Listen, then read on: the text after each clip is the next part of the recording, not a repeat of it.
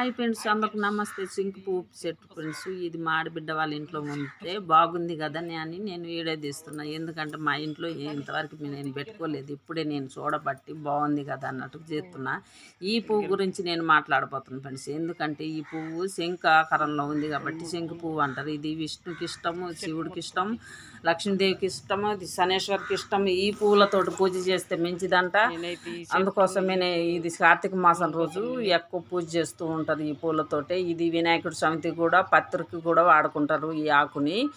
ఈ శంకు ఇది అయితే నేను ఉత్తర భాగం తూర్పు భాగంలో విత్తనం పెడదామని నేనైతే ఈ కాయ కోస్తున్నాను.